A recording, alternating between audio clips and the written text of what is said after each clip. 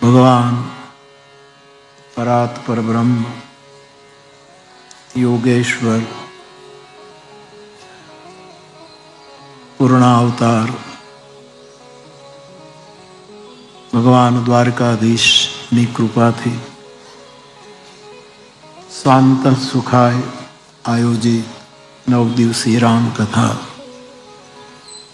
માનસ કૃષ્ણ અવતાર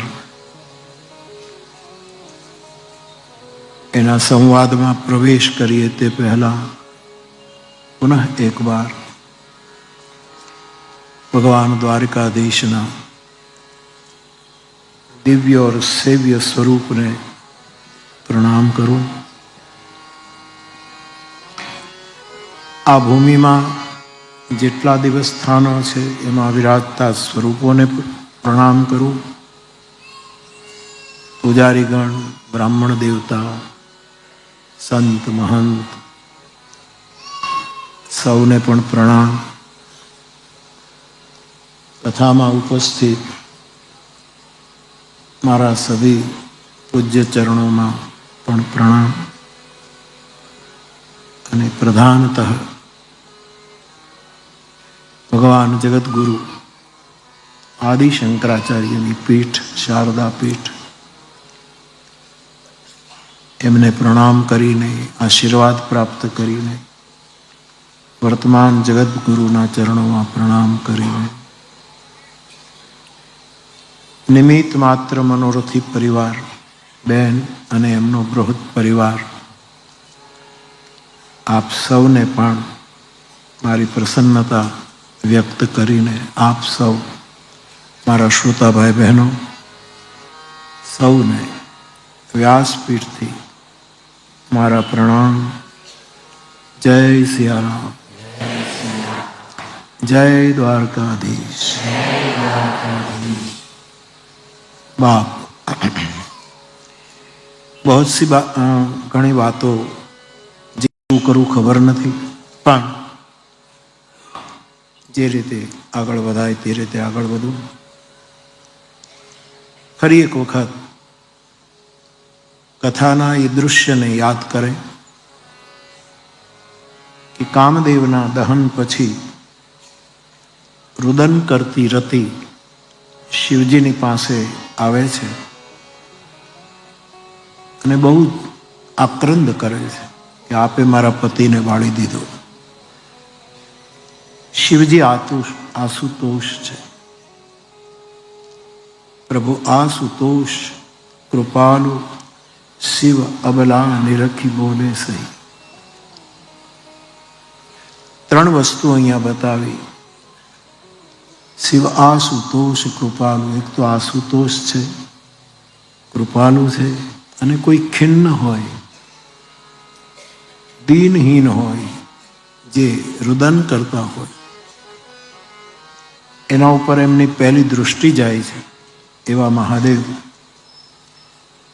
બોલે છે, હે રતિ, હવેથી તારા પતિનું નામ કામદેવ નહીં પરંતુ અનંગ બનશે.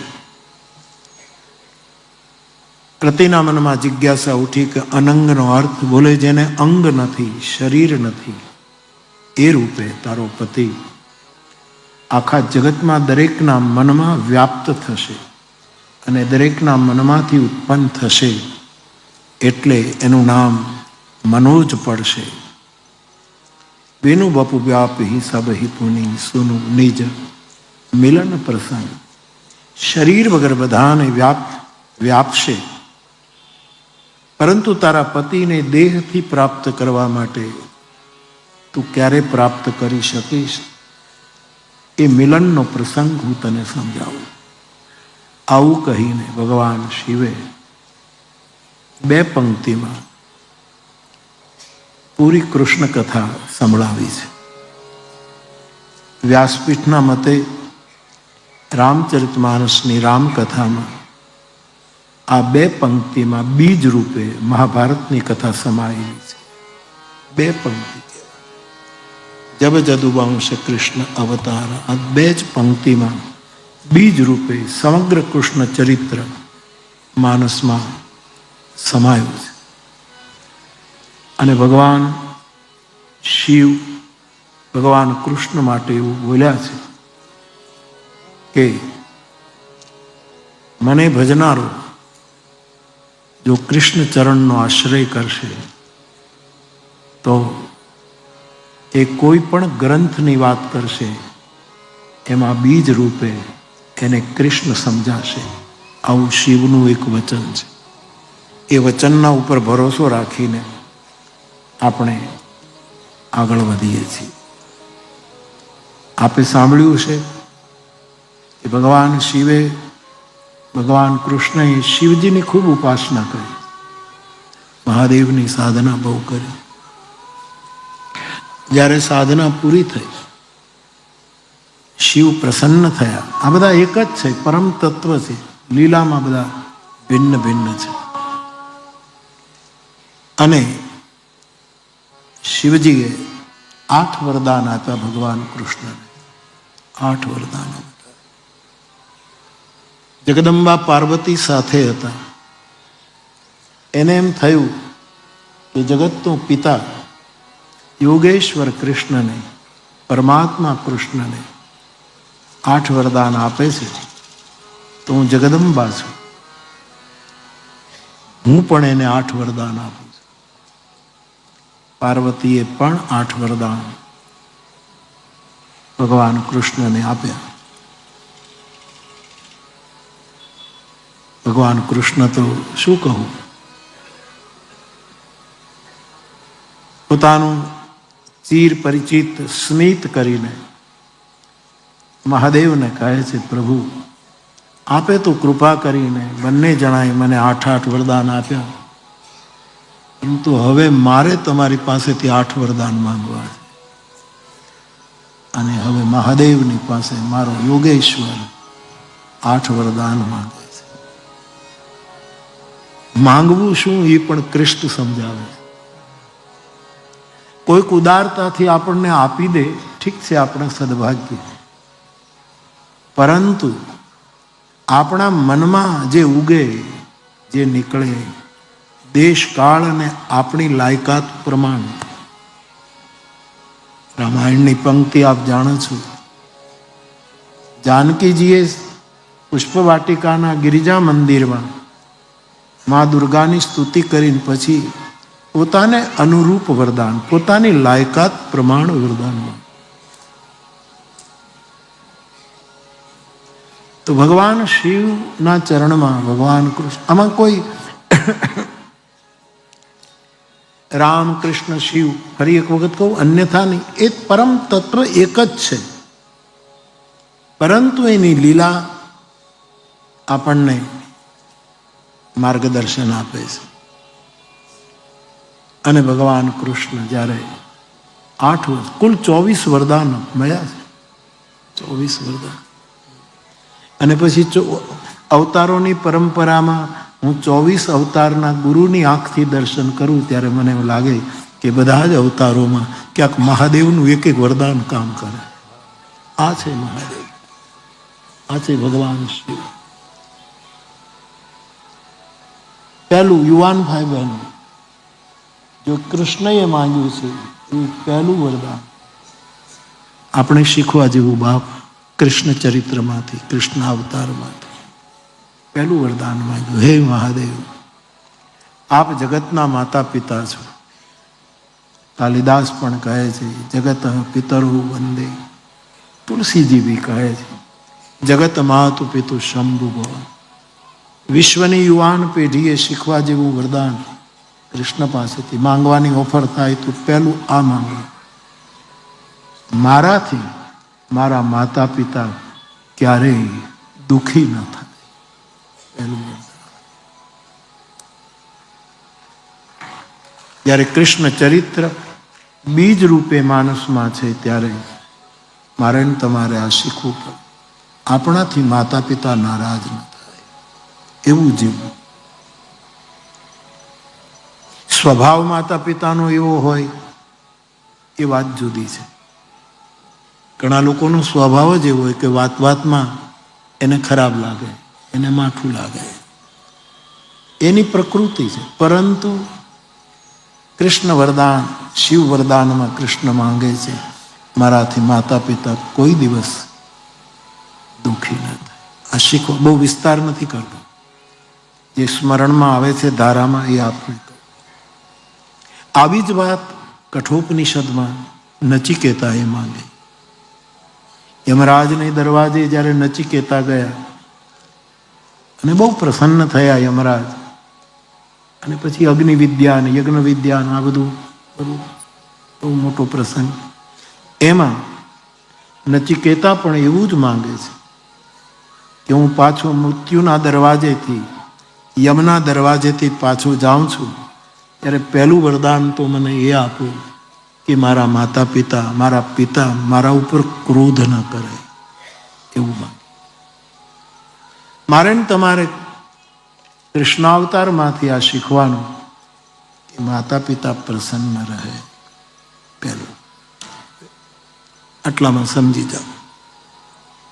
ઉને તમે માતા પિતાને બરાબર પ્રસન્ન રાખી શક્યા હોત તો સાંપ્રત કાળમાં વૃદ્ધોની જે સ્થિતિ છે એવી આપણે જોવી ન પડે. જ્યારે સ્થિતિ છે ત્યારે એના માટે વિકલ્પો વિચારવા જ રહ્યા,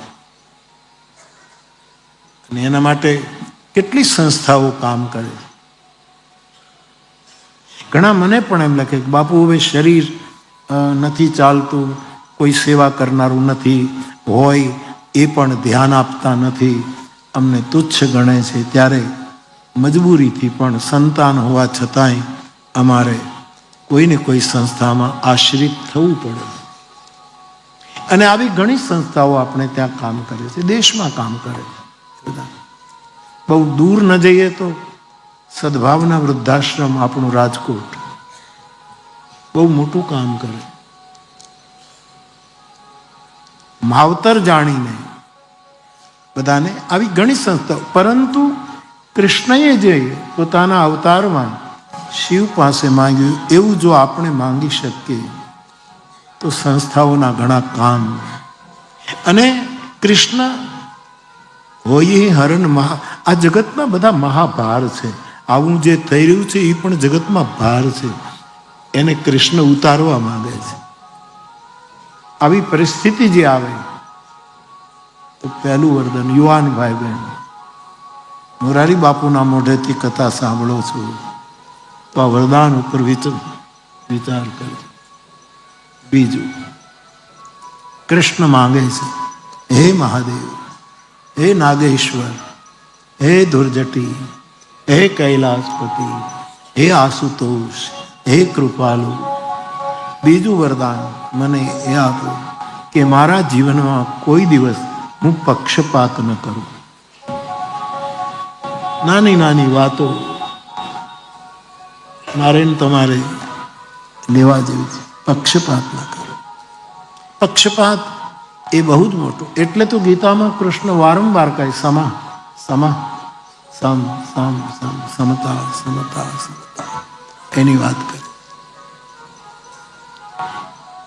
હવે આમ કૃષ્ણનું આખું મહાભારત, કૃષ્ણ અનેક ગ્રંથોમાં, અને આજે તો કૃષ્ણ ઉપર કેટલું લખાયું છે.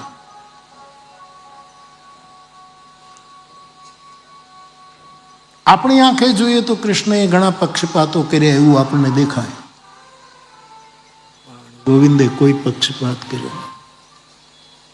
આપણને સીધું ન્યાય દર્શન થાય છે એટલે રામને આપણે મર્યાદા પુરુષોત્તમ કહીએ છીએ, યોગ્ય છે. પરંતુ મને કહેવા દો, રામના ગાયક હોવા છતાં કહેવાય કે કૃષ્ણ જેવો મર્યાદા પુરુષોત્તમ કોઈ નથી. એણે જે મર્યાદાનું પાલન કર્યું છે.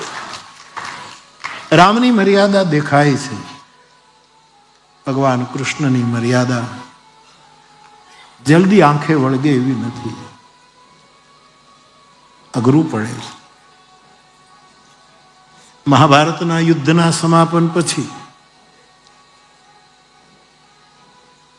ધૃતરાષ્ટ્ર ધર્મપત્ની ગાંધારીનો વિભીષિકા પૂર્ણ શ્રાપ માથે ચડાવ્યા પછી, અમારા કુળમાં કોઈ નથી બચ્યું, યોગેશ્વર તારા કુળમાં પણ કોઈ નહીં બચે, આવો શ્રાપ માથા ઉપર ચડાવ્યા પછી જ્યારે એ પાછા ફરે છે અને એને ઉતંક નામના મહાત્મા મળે છે અને કૃષ્ણને પૂછે છે કે મેં સાંભળ્યું છે કે મહાવિનાશ થયો છે. હા ભગવાન.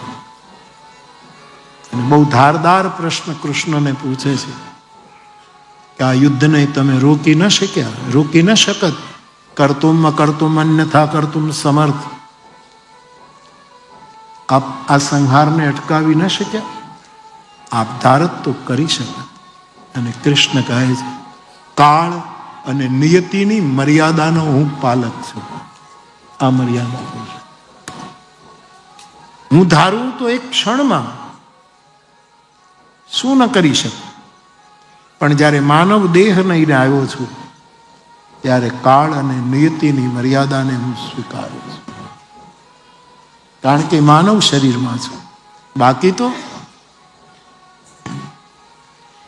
એની આંગળી ઉપર ફરતું ચક્ર સુદર્શન એ બીજો સૂર્ય હતું. દ્વારકાની ઘણી લીલાઓ હું આપને કહી શકું કૃષ્ણનું દ્વારકામાં આવતી વખતે. અને એક બાજુ દ્વારકામાં સૂર્યોદય થાય છે, સૂર્યાસ્ત થાય છે. એક બાજુ એક લીલા માટે કૃષ્ણ પોતાની આંગળી ઉપર સુદર્શન ચડાવે છે અને ગરુડને કહે તૈયારી કર. અને એ વખતે આ દ્વારકાએ એક બાજુ અસ્ત થતો સૂરજ જોયો છે અને બીજી બાજુ સુદર્શન દ્વારા ઉગતો સૂરજ જોયો છે. બે સૂર્યો પ્રગટ્યા અને ગરુડ કાંપે છે કે ગોવિંદ, હે યોગેશ્વર શું કરવું છે?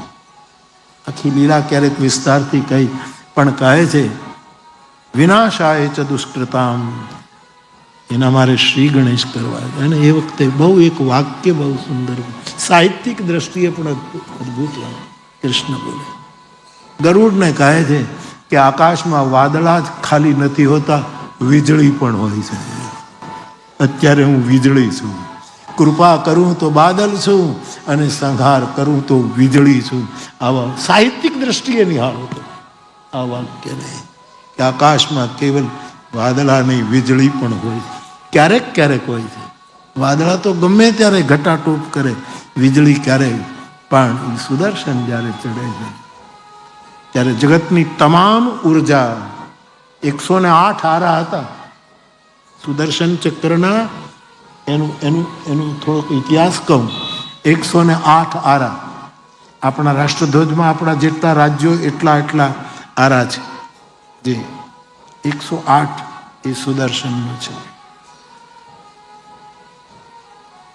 અને ભક્તિ માર્ગમાં, નામ ઉપાસનામાં, નામ નિષ્ઠામાં તમે 108 મણકાની માળા રાખો, એ તમારું પોતાનું સુદર્શન ચક્ર છે. એ આપણું સુદર્શન છે. ફરક એટલો કે કૃષ્ણનું સુદર્શન એ જીવન દર્શન પણ છે અને અસુરો માટે મૃત્યુ દર્શન પણ છે. આશ્રિત માટે જીવન દર્શન, સુદર્શન છે, સુંદર દર્શન. પણ આસુરી વૃત્તિવાળા માટે એ મૃત્યુ. પણ 108 મણકાની માળા એ તો દરેકના જીવન માટે જીવનનું સુદર્શન છે. એના 108 બહુ મને કહેવાની, પણ નામ મહિમા ઉપર જ્યારે જઈશું ને ધારા ચડશે તો આ કહેશું. તો મારો કહેવાનો અર્થ એ, આવું કાળનો કાળ, મહાકાળ, એને કોની મર્યાદા પાળવાની? તંકને કહે છે નિયતિ અને કાળની મર્યાદાને પાળું છું. માટે મેં આના કાર્યમાં મેં વિક્ષેપ નથી કર્યો. નહીતર કોની તાકાત છે? કોણ કંઈ કરી શકે મારી ઈચ્છા વગર? તો એ ભગવાન કૃષ્ણ એમ કહે છે, હે મહાદેવ, મારામાં કોઈ દિવસ પક્ષપાત ના આવે, હું સમ રહું. જીવનનું દર્શન કરતા આપણી સામાન્ય આંખ, અને આ વસ્તુ ઉપર પણ બહુ જ લખાયું છે, બહુ જ વિચારાયું છે. બધાના અભિપ્રાયો જુદા જુદા.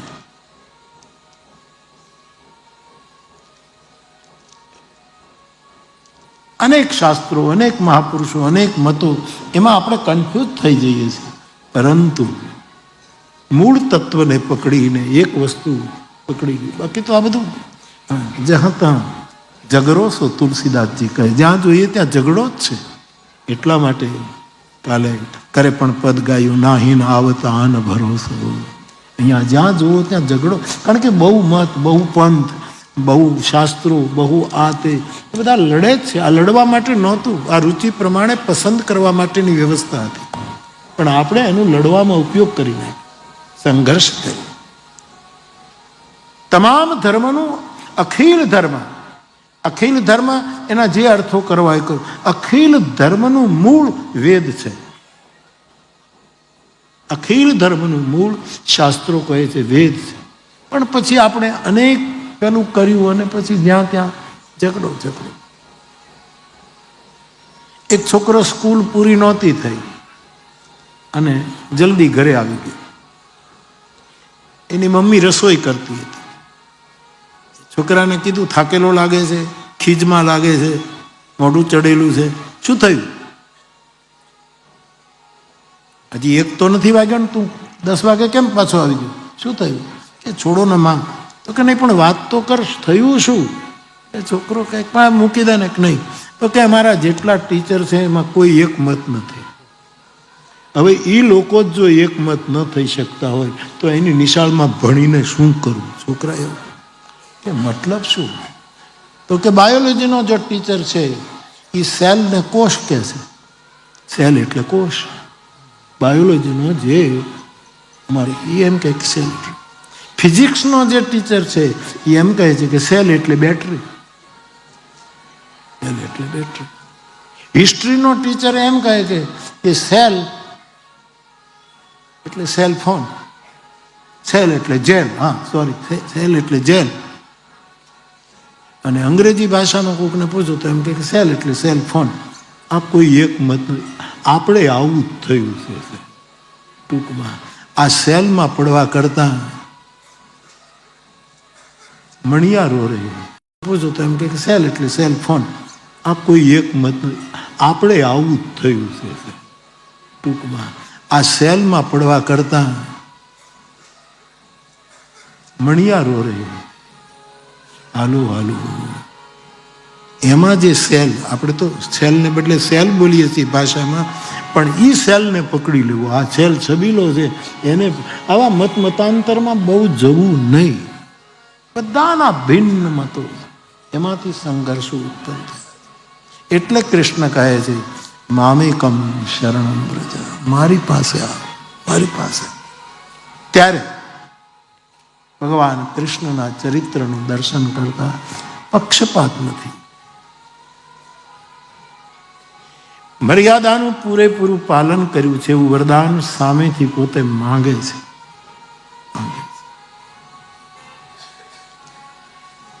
હું કોઈ દિવસ પરદ્રોહ ન કરું. કૃષ્ણ, હે મહાદેવ. જે રામાયણના સૂત્રો છે એ જ્યારે કૃષ્ણ અવતારમાં હું જોઉં ત્યારે મને એમ થાય કે બધું રામાયણમાં ક્યાંથી આવ્યું. કોઈ દિવસ પરદ્રોહ ન કરું. પરધનનું અપહરણ ન કરું. પરધનનું અપહરણ. કોઈ દિવસ મારા મુખે પરાપવાદ ન નીકળે. હું કોઈનો પરાપવાદ ન કરું. મારા મનમાં કોઈ પરસ્ત્રીનો પ્રવેશ ન થવા દઉં. હવે આ બધા સૂત્રો જ્યારે આમ આવે ત્યારે એમ લાગે કે ભગવાન કૃષ્ણની લીલા આમ આપણી ચામડાની આંખોથી જોઈ ત્યારે આપણને આમાં કે બહુ વિચાર બેસે નહીં. પણ એમ કહે, અને હું ક્યારેય પરધર્મી ન બનું. એટલે તો કહી શકે સ્વધર્મે નિધનમ શ્રેય પરધર્મ. હું પરધર્મી ન બનું. આ પણ એમણે માંગ્યું છે. અને હું યોગેશ્વર છું, હે મહાદેવ. પરંતુ તમે યોગેશ્વર છો, હે મહાદેવ. તમારા ચરણોમાં મારી નિષ્ઠાનો ક્યારેય ભંગ ન થાય. આ કૃષ્ણ માંગે, મહાદેવ નિષ્ઠા, આ વરદાન માંગે. મારે કેટલી રાણીઓ હશે, કેટલાનો હું સ્વીકાર કરીશ. જેને બંદી કર્યા હતા એ બધાનો હું સ્વીકાર કરીશ. પરંતુ એમાં હું ક્યારેય કોઈના પ્રતિ વિશેષ કે સામાન્ય ભાવથી બોલવું નહીં કરું. આ બધા વરદાનો કૃષ્ણએ માંગ્યા છે અને મહાદેવ બહુ રાજી થયા છે. તો એવા જે કૃષ્ણનું ચરિત્ર છે એને થોડુંક આપણે વિશેષ રૂપે જોઈએ. પ્રહલાદ તો ભાગવતમાં એમ કહે કે કૃષ્ણના ચરિત્રની આટલી વસ્તુ જે સમજી જશે. આપણે તો પ્રેમ માર્ગના માણસો છીએ. જ્યાં સુધી મારી વ્યાસપીઠને નાતો છે ત્યાં સુધી આપણે તો આ માર્ગના માણસ. આપણે કોઈ વાદ વિવાદ કોઈ સંઘર્ષમાં જવાનું ન હોય કે આ માર્ગ બરાબર કે આ માર્ગ બરાબર. પરંતુ આપણા જેવા માટે પ્રહલાદજી બહુ જ કૃપા કરી કે તમે બીજું કંઈ ન કરો. 6 ષડાંગ વસ્તુ બતાવી છે શ્રીમદ ભાગવત પોતાની સ્તુતિમાં. તમે એક કામ કરો, બધાને નમસ્કાર કરો. નમઃ. કેટલા સરળ. જીવવું હોય તો કોઈ સવાલ નથી. અમુક વસ્તુ માટે મંત્રની જરૂર નથી, વર્તનની જરૂર છે. મંત્ર તો હું તમે બહુ જપીએ છીએ, રાત દિવસ જપીએ છીએ. વર્તન નથી. એટલા માટે આ બધા પ્રોબ્લેમો ઊભા થાય મારા અને તમારા જીવન. નમઃ તેનું કાંઈ નામ. પછી ભાષ્યકારો એના અર્થો પણ કરે કે નમસ્કારનો અર્થ છે કે મારો બિલકુલ અહંકાર મૂકીને હું તમને પગે લાગુ છું, એવો નમસ્કારનો અર્થ સાધુ સંતોએ કર્યો છે.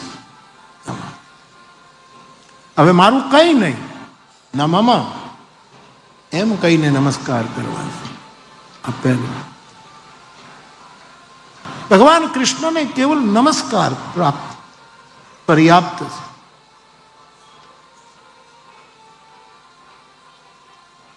બીજું સ્તુતિ. પ્રહલાદ કહે છે કે કૃષ્ણની સ્તુતિ એ પરમ તત્વની સ્તુતિ કરો જે આપણને આવડતી હોય. સ્તુતિનો અર્થ પ્રશંસા નથી. સ્તુતિ એક પુકારનો પર્યાય છે. આપણે આપણી ભાષામાં આપણી રીતે કંઈક કહેવું છે, પછી છંદબદ્ધ ન હોય, છાંદસ હોય, એના કોઈ નિયમમાં ન હોય તો ચાલશે. આ જયભાઈ મને એક કવિતા લખી છે. કદાચ જયે પહેલી વાર કવિતા લખી હશે, મને ખબર નથી.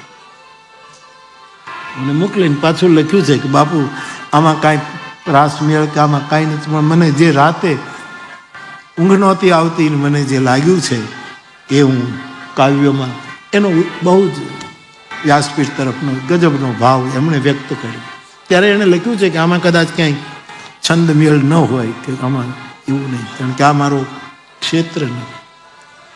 અછાંદસ પુકાર. ચીખના કોઈ મીટર નથી હોતા. ચીખના કોઈ મીટરો તેમાં આ બધા નહીં.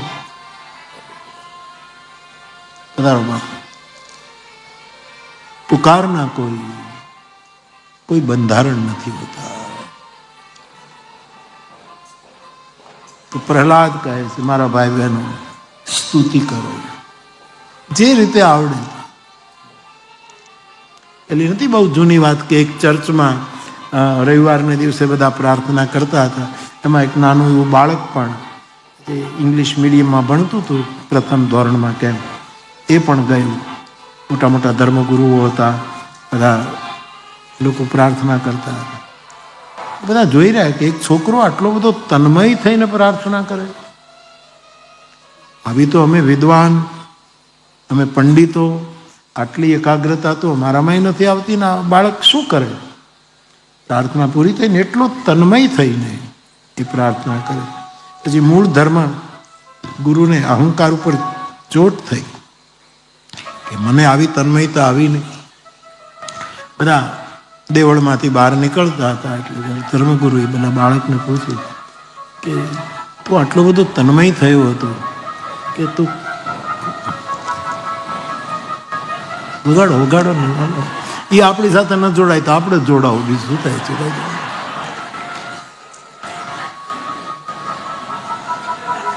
લગ્નની સિઝન છે. અમારે આંગણે કેટલા લગ્ન છે.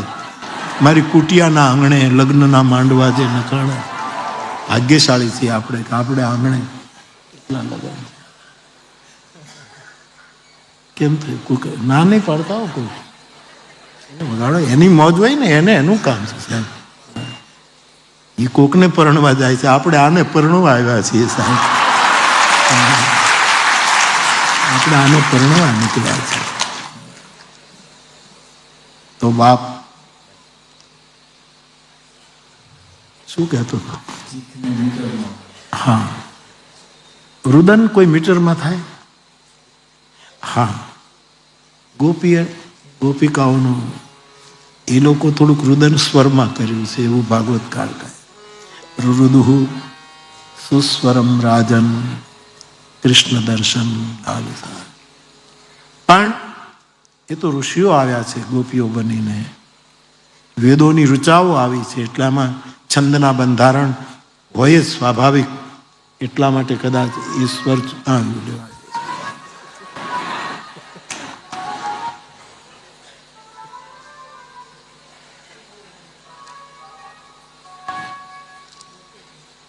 તમે તો વગાડો એની સાથે ઈશ્વરમાં. તો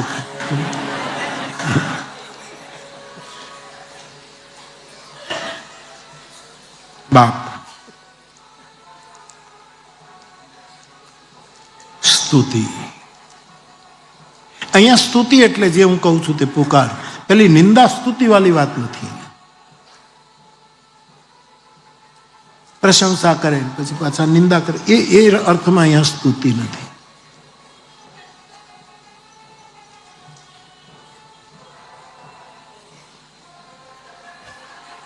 તો પહેલું નમસ્કાર, બીજી સ્તુતિ, ત્રીજી પૂજા પાઠ. તમને બ્રહ્મના દર્શન થઈ જાય ને તો એ રામાયણનો પાઠ મૂકતા નહીં, ગીતાનો પાઠ નહીં બંધ. ભગત શિરોમણી પ્રહલાદ કહે છે, ભક્ત નહીં ભગત શિરોમણી, જેને તુલસીદાસજીએ બિરદ આપ્યું. ભગત શિરોમણી બે. અમે વીરપુરમાં જલારામ બાપાને ત્યાં કથા કરી ત્યારે જે ભગત શિરોમણી ઉપર ત્યારે આ પંક્તિ લીધેલી, ભગત શિરોમણી ભે પ્રહલાદ.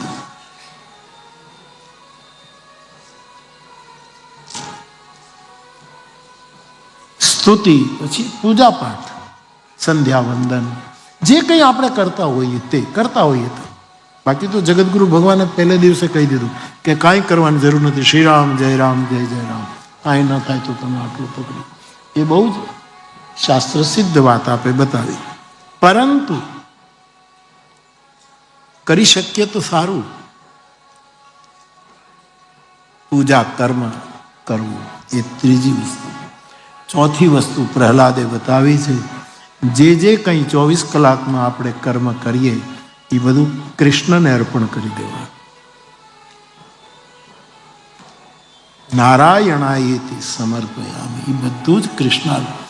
એ એક ષડાંગ જો પ્રહલાદે બતાવ્યું એમાંનું એક સૂત્ર છે, એ અર્પણ કરવા. અને પ્રહલાદ કહે છે એના ચરણની નિરંતર સ્મૃતિ રાખવી. ચરણ આપણે ત્યાં હંમેશા રામાયણના તો બધા જ પાત્રોમાં બધાએ જ્યારે માંગ્યું છે ત્યારે ચરણની જ ભક્તિ માંગી છે. ચરણની જ ભક્તિ. જેટલા પરમ પાત્રો છે રામાયણના, બધા ચરણની જ વાત કરે. પાદયોસ્તવ જાયતે, ભાગવત પણ પાદયોસ્તવ જાયતે કહે છે, તમારા ચરણમાં અમને ભવે ભવે રતિ ઉત્પન્ન થાય, એવું ભાગવતકાર પણ કહે. ચરણની સ્મૃતિ, પાદુકાની સ્મૃતિ, અથવા તો પોતાના બુદ્ધ પુરુષના મુખમાંથી નીકળેલું કોઈ પણ વાક્ય, એને પણ આપણે ચરણ કહીએ છીએ. કેટલા ચરણની કવિતા છે, કેટલા ચરણ છે એમાં, એને પણ આપણે ચરણ કહીએ છીએ. એની નિરંતર સ્મૃતિ એ પ્રહલાદ કહે છે. હું મારી ભાષામાં તમારી પાસે મૂકી રહ્યો. નિરંતર સ્મૃતિ. અને પ્રહલાદ કહે છે ચાલો સ્વભાવમાં કોઈને નમવાની આદત ન હોય તો ચલો નમસ્કાર છોડજો. એવું તમે સ્તુતિ ન કરી શકો, તમે નિંદા જ કરતા હો, ચાલો છોડો, જવા દો, મુબારક. તમે પૂજાપાઠ ન કરતા. ઘણા લોકો મને કહે છે અમે પૂજાપાઠ ન કરીએ, અમે સેવા જ કરીએ. પણ સેવા કરો એ બહુ સારું છે, પણ પૂજાપાઠની નિંદા કરવાનો સેવા કરનારને કોઈ અધિકાર નથી. ઋષિ મુનિઓ બ્રાહ્મણો અનુષ્ઠાનો કરીને બેઠા છે, એની ટીકા કરવાનું આપણને કોઈ કારણ નથી. ચાલો, પૂજાપાઠ ન કરી શકો, પ્રહલાદની વાત. પૂજા કર્મ ન કરી, કર્મ શબ્દ વાપર્યો છે, પૂજા કર્મ ન કરી શકો, ચાલશે. ચોથું, આપણે જે કંઈ કર્યું છે આપણે કૃષ્ણાર્પણ ન કરી, મેં કર્યું છે એવું પણ બને. ભાઈ મેં આ કર્યું. બે જણા વાત કરતા હોય અને એમાં કંઈક એવી વાત ના કરે તો ત્રીજો ટપકે જ કે હા આ તમે વાત કરો છો ને એ મેં કર્યું છે. આ જે ભાવ છે, બધું કૃષ્ણાર્પણ કરવાનું ન આવડે તો ચલો જવા દો. તો આગળનું સૂત્ર જે આવે એના ચરણની સ્મૃતિ રહે. અને આપણે જીવ છીએ, ચરણની સ્મૃતિ પણ ક્યાં રહે છે, નિરંતર ક્યાં રહે. એટલે છેલ્લે કહે છે શ્રવણમ કથાયા. પ્રહલાદ, તમે કથા સાંભળો. હું અમુક તો રાડું નથી પાડતો કે બધું છોડજો, પણ કથા ન છોડજો. એની પાછળ શાસ્ત્રના વરદાન. આ પ્રહલાદના વાત. આ 6 કરશે, એમાં જો છેલ્લું કરશે તો પરમહંસોની જે ગતિ છે એ ગતિ આવા વૈષ્ણવને પ્રાપ્ત થશે. એવું ષડાંગ સૂત્ર પ્રહલાદે ભાગવતજીમાં પોતાની સ્તુતિના અંતમાં આપ્યું. નૃસિંહની જેમ સ્તુતિ કરે છે ત્યારે એના અંગમાં આ 6 સૂત્રો આવે.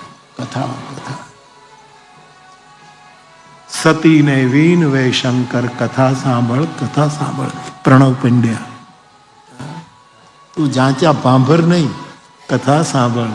કથાને છેલ્લે તો મને બહુ સતીને વીન વે શંકર, કથા સાંભળ, કથા સાંભળ. તો આ છેલ્લું પકડાઈ જાય તો એ બહુ છે. અને બધા આપણે એ જ પકડ્યું છે ને સાહેબ. આપણે ક્યાં બીજું બધું સાધના કરીશું? કથા શ્રવણ. શ્રવણાવ કથાયામ, એવું પણ ભાગવતમાં પાછો પાઠ મળે. આવા 6 પ્રકાર કૃષ્ણને જોડીને પ્રહલાદ બોલ્યા છે. એવા કૃષ્ણ અવતારની થોડીક વાતો આપણે લઈએ તો ભગવાન આશુતોષ છે, કૃપાલુ છે. રતિ જ્યારે બહુ રડે છે, અબળાનું રુદન જોઈ શિવ અબલા નિરખી બોલે સહી, અબ તે તવ રતિનાથ કર હોય નામ અનંગ. તારા પતિનું નામ અનંગ થશે. શરીરધારી પતિ તને ત્યારે મળશે જ્યારે દ્વાપર યુગમાં યદુવંશમાં કૃષ્ણનો અવતાર થશે.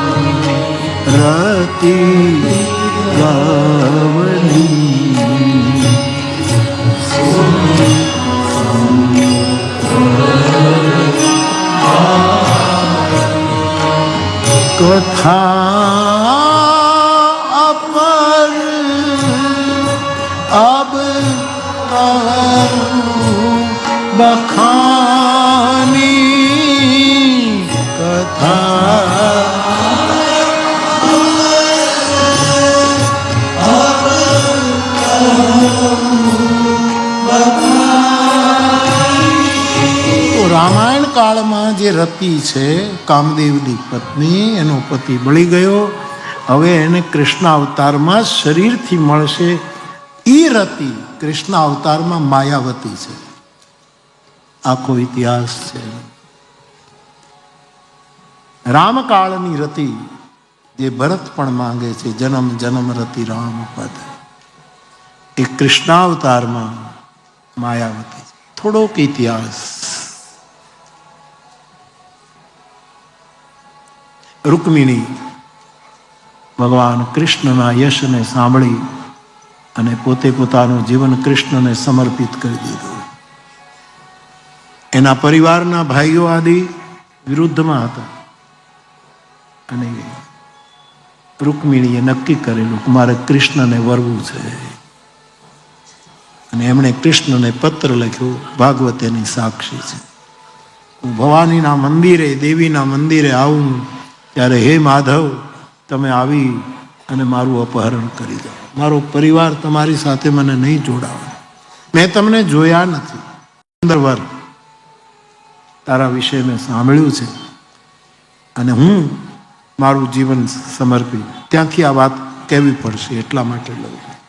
અને રૂકમિણી પત્ર મોકલે છે બ્રાહ્મણ દેવતા ભગવાન કૃષ્ણ સુધી, અને મોડો નહીં પડીશ, જલ્દી આવજો.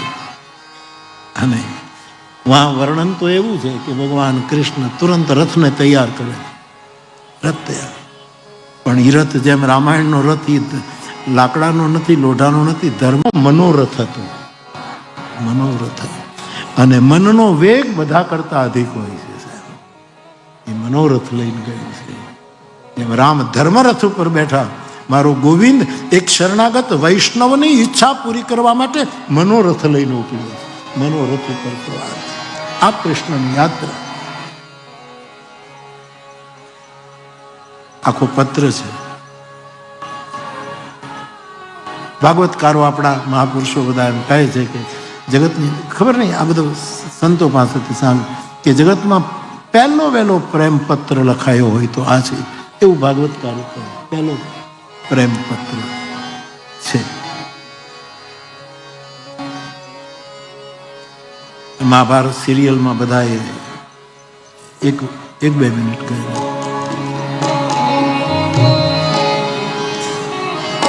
કૃષ્ણને પ્રાર્થના કરે છે રૂકમિણી, બીનતી સુનીએ નાથ,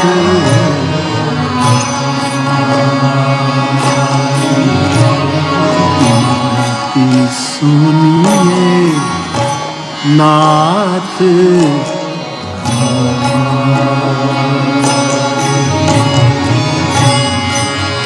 બીનતી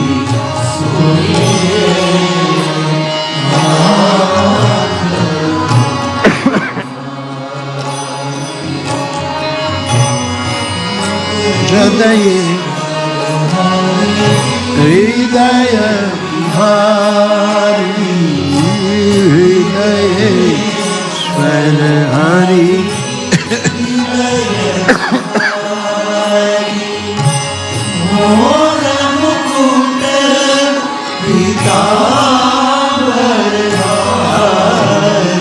કયા કૃષ્ણને વિનંતી છે?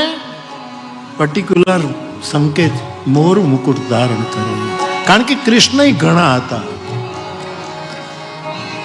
દ્વારકાની કથા લો ને, અહીંયા પણ બધા જાણે એક નકલી કૃષ્ણ ઉભો થયો.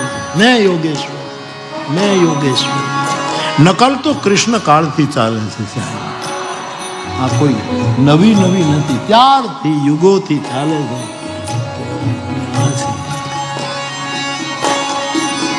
અથવા તો સ્થિતો કૃષ્ણ, એવો એક સંસ્કૃતમાં પાઠ મળ્યો. બહુવચનમાં કીધું અર્જુન અને કૃષ્ણ બે બેઠા છે ને જોઈને સંસ્કૃતમાં કોઈ કીધું કે 2 કૃષ્ણ બેઠા છે. અર્જુન પણ કૃષ્ણ, વિભૂતિના રૂપમાં તો કૃષ્ણ છે જ. અર્જુન પણ કૃષ્ણ. અને જેની મૂળમાં જેની લેખનીથી કૃષ્ણ લીલા ચર્ચાય છે, પછી મહાભારત હોય કે ભાગવત હોય, એ વ્યાસજી પણ કૃષ્ણ દ્વૈપાયન છે, એ પણ એક કૃષ્ણ, કૃષ્ણની ત્રિપુટી છે. એટલે ખાસ સંકેત કર્યો કયા કૃષ્ણને બોલાવું છું. નહીતર અર્જુન સાંભળી જાય તો અર્જુનને ટેવ હતી, ગમે ત્યાં જાય ગમે ત્યાં લગ્ન કરીને પાછો આવી જાય. અર્જુનનું તો મહાભારતમાં પાત્ર છે. પણ મારે ખાસ સંકેત છે, હૃદયેશ્વર હરિ હૃદય હૃદયેશ્વર હરિ મોર મુકુટ પીતાંબર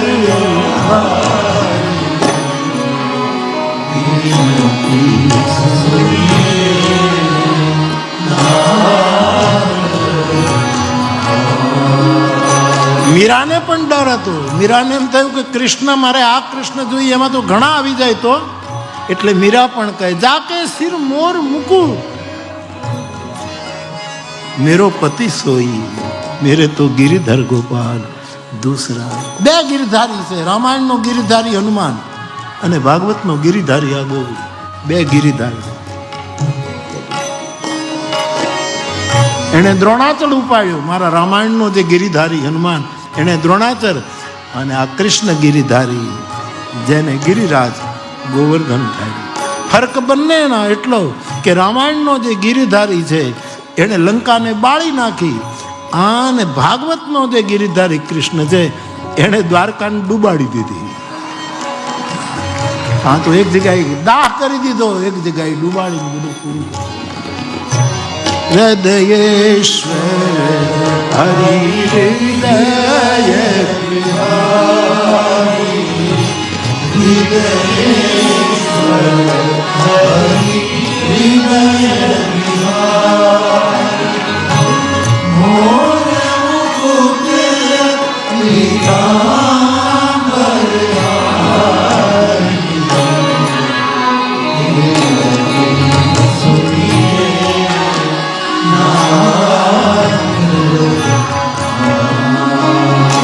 અને જ્યારે જ્યારે ભગવાન કૃષ્ણનું પીતાંબર ખંધેથી નીચે પડ્યું છે ત્યારે કાંઈક નવું જ થયું છે. હું ગઈકાલે પણ બંધારણ કરતો હતો કે દ્વારકાની એ આમ સભામાં ઉગ્રસેન મુખ્ય સ્થાન પર બેઠા છે અને બધા જ હત્યો બેઠા છે. અને એમાં જ્યારે કૃષ્ણ પર ચોરીનો અહીંથી બધું ભેગું ભેગું કરીને વૃંદાવન મોકલે, આવા આક્ષેપો થયા છે સાહેબ કે અહીંયા જેટલું જેટલું સોનું આવે એ બધું વૃંદાવન મોકલી દે.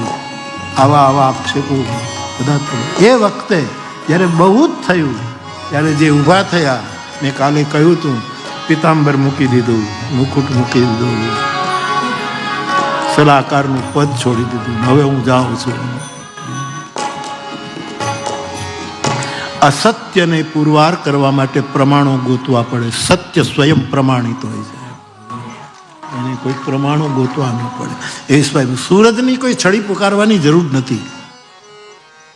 હવે તમે ઉગો, તમે ઉગો, તમે ઉગો, એને તો એમ જ કહેવાય, ભલે ઉગા ભાણ, તમે ઉગીયા તમારા ભાવના લઈ લો, એની છડી ન પુકાર. ઘણા લોકો એમ કહે મારે સત્યની પ્રતિષ્ઠા કરવાની હોય જ નહીં. સત્ય સ્વયં પ્રતિષ્ઠિત છે. અનાદિમાં અનાદિ તત્વ કોઈ આ જગતમાં હોય મારી દ્રષ્ટિએ તો ત્રણ છે: સત્ય, પ્રેમ અને કરુણા. અનાદિ એટલે મીન્સ, અનાદિનો અર્થ શબ્દાર્થમાં જેનું આદિ આરંભ જ નથી થયો, અનંત કાળથી પહેલેથી અનાદિ. આ સમયે સત્ય અનાદિ છે, પ્રેમ અનાદિ છે અને કરુણા અનાદિ છે. રામનું સત્ય અનાદિ, ભગવાન કૃષ્ણનો પ્રેમ અનાદિ અને મારા મહાદેવની કરુણા અનાદિ. અનાદિનો આ અર્થ થાય છે. એને સિદ્ધ ન કરવું પડે. ભાવેશ પાઠક, ભાવેશ આપણો જુનાગઢ વાળો ભાવેશ, હવે હમણાં તો આવતો નથી. ભાવેશ શું નામ એનું, સરનેમ કંઈક. એક તો આપણો ભાવેશ પહેલો અમદાવાદમાં, આ ભાવેશ આપણે રામડાનો દીકરો લઈને આવતો, મિલિંદ ગઢવી સાહેબ, અને એને ભાવેશને એ બહુ એનો મને ભૂલાઈ ગયું હતું. એની એક બહુ ગઝલ સારી કે આટલું બધું થયું છતાંય આ માણસ કાંઈ બોલતો જ નથી, સાચો હોવો જોઈએ, સાચો હોવો જોઈએ. આવું એનું એક બહુ સરસ. કૃષ્ણ સત્ય છે, અનાદિ સત્ય છે, અનાદિ પ્રેમ છે, અનાદિ કરુણા છે. તો મોર મુકુટ એ પિતાંબર જ્યારે મૂક્યું, અથવા તો મહાભારતના યુદ્ધમાં જ્યારે ભીષ્મએ કાળો કોપ કર્યો છે, કાળો કોપ કરી નાખ્યો. કારણ કે દુર્યોધન નિરંતર ભીષ્મની પાસે જઈ અને પેલું કરતો તો તમે મન મૂકીને લડતા નથી, ભલે અમારા પક્ષે. આ એને ડર છે જ કે દાદા અમારા પક્ષે છે, પણ જદી અપર્યાપ્તમ તદસ્માકમ બલમ ભીષ્મ વિરક્ષિતમ બોલ્યો જ છે કે દાદા તમારા આ ભીષ્મ દ્વારા મારી સેના રક્ષાયેલી છે તો મને અધૂરી લાગે છે, અને પેલી ભીમ દ્વારા રક્ષાયેલી પણ પર્યાપ્તમ મને પૂરેપૂરી લાગે. આવો ડર દુર્યોધનને પહેલેથી છે. જ્યારે બહુ પછી આક્ષેપો કર્યા તમે મન લગાડી નથી, અને પછી ભીષ્મને થયું કે તો હવે કાલે જોજે સાહેબ, અને પછી જે દાદુ કોપ્યો.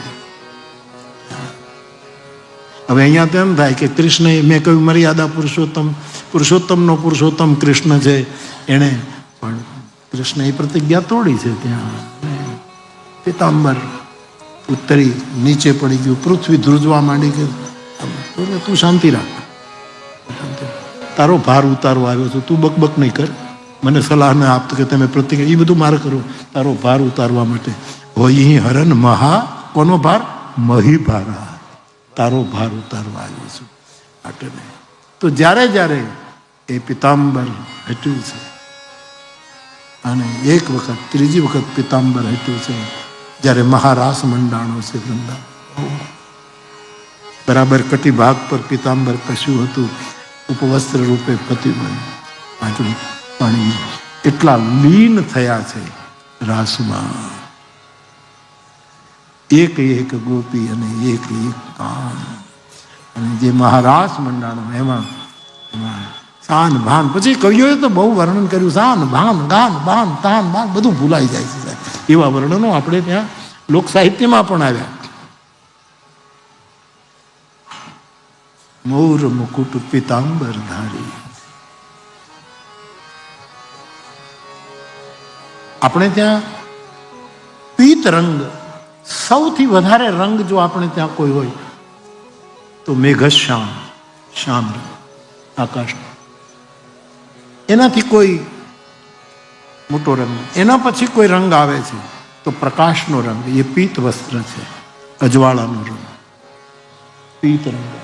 અને પછી આખી સસ્ય શ્યામલા, આખી પૃથ્વી હરિરંગ, લીલો રંગ આપણે ત્યાં મળે છે.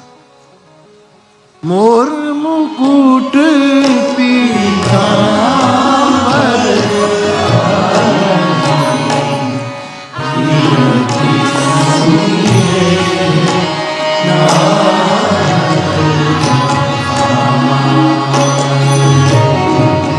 વિધિવત બ્રાહ્મણ દેવતાઓ ગૌરીની માતાજીની પૂજા કરાવે છે. રૂકમિણીનું ધ્યાન પૂજામાં ક્યાં છે એ તો આમાં જોવે છે, હજી નથી રખાયું, હજી નથી. કવિએ ઠીક લખ્યું, સતત પ્રતીક્ષા અપલક સતત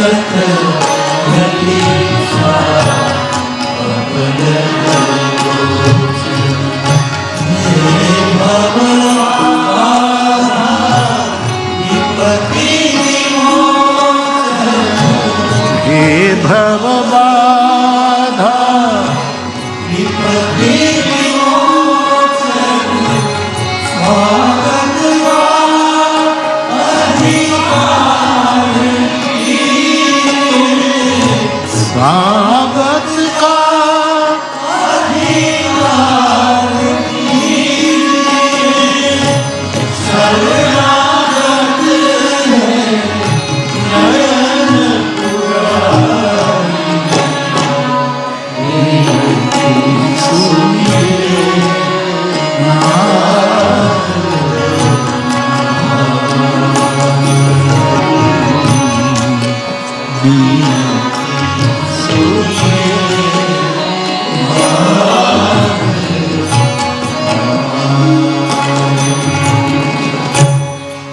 यह बिनती रघु नाथ गुसा तुलसी यह बिनती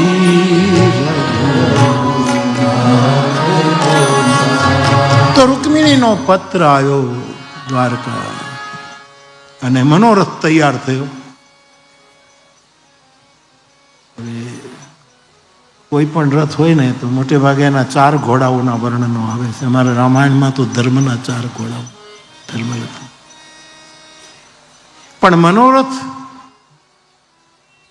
ના ઘોડા કેટલા એ કેવું નક્કી મુશ્કેલ.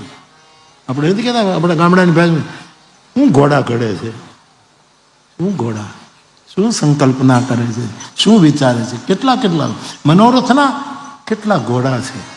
પણ કૃષ્ણને પરણવાના જ્યારે મનોરથો જાય, કૃષ્ણને મેળવવાના પ્રયત્ન, એ મનોરથ જેવો બીજો કોઈ મનોરથ નથી.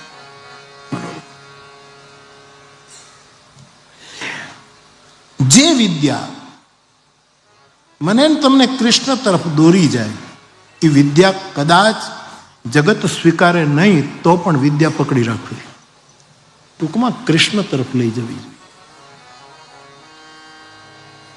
રામચરિતમાનસના ઉત્તરકાંડમાં પ્રસંગ છે. વશિષ્ઠજી એકાંતમાં રામને મળવા ગયા ત્યારે કહ્યું કે મહારાજ ઉપરોહિત્ય કર્મ અતિ મંદા, ઉપરોહિત્ય કર્મ બહુ જ મંદ ગણાય.